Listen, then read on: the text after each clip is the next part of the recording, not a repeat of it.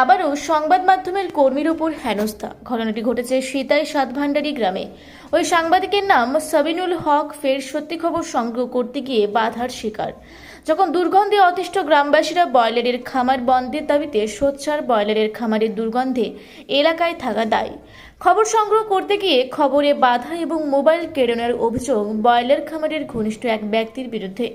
অভিযোগ দায়ের সিতাই থানার। ঘটনাটি ঘটেছে সিতাইয়ের সাতভান্ডারি এলাকার স্থানীয়দের অভিযোগ, ব্রয়লারের খামার দুয়ার স্থানীয় শিশুরা বিভিন্ন রোগে ভুগছে।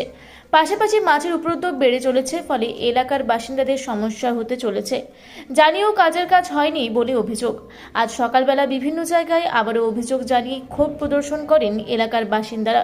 সেই খবর সাংবাদিকরা সংগ্রহ করতে গেলে খামারের মালিকের ঘনিষ্ঠ এক ব্যক্তি সাংবাদিক সাবিরুল হকের উপর হেনস্থা করে এবং মোবাইল কেড়ে নেয়।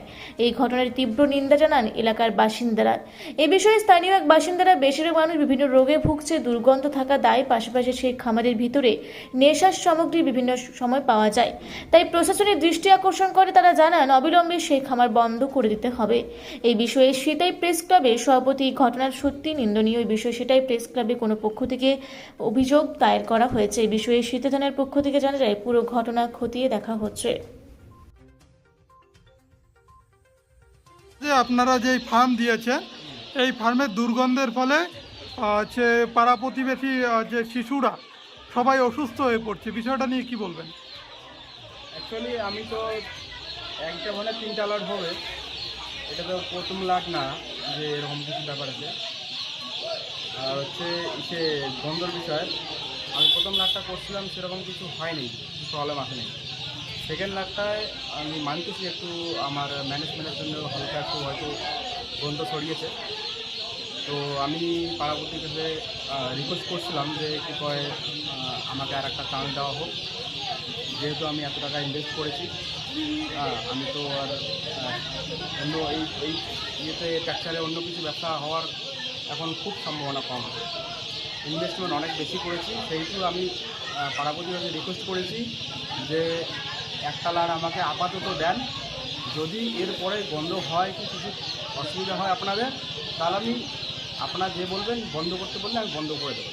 গতকালকে পঞ্চায়েতকে নিয়ে বিচার হয়েছে, তাতে করে পঞ্চায়েত বলে দিয়েছে যে এখানে আপনার করা যাবে না, তারপরেও মুরগি ছেড়েছেন, এরকমই অভিযোগ গ্রামবাসী। অ্যাকচুয়ালি কী হয়েছে কি, এইটা তো কালকে অর্ডার হয়নি।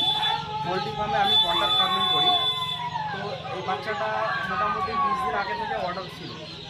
এখন আমি এটাকে রিটার্ন করার জন্য অনেক চেষ্টা করছিলাম, কিন্তু রিটার্ন করতে পারিনি।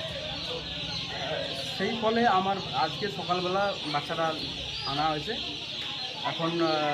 এখন রিটার্ন এটা হওয়ার সম্ভাবনা কম আছে। এখন জনগণের যে ক্ষোভ, জনগণের যে রোষ, তাতে করে তারা বলছে যে আপনার এখানে ফার্ম রাখতে দেবে না, এবং তারা পুলিশকেও জানিয়েছে, আর পুলিশও এখানে এসছিল। তারপরে এখন আপনি কি করবেন, কি সিদ্ধান্ত নিচ্ছেন? এখন আমার সিদ্ধান্ত এটাই, আমি রিকোয়েস্ট করছি যে একটা যেহেতু বাচ্চা ঢুকে গেছে, এটা আমার এখন রিটার্ন করার কোনো ইয়ে নাই। এটা তো ইনভেস্টমেন্ট অনেক বেশি হয়ে গেছে। পাবলিকের বক্তব্য যেটা, যে এই বাচ্চাটা ঢোকানোর আগে তোমাকে নিষেধ করা হয়েছিল এবং পঞ্চায়েত সে নিষেধ করেছে, পুলিশও এসেছিল, তারপরে তুমি জোর জবরদস্তি করে বাচ্চাটা ঢুকিয়েছো।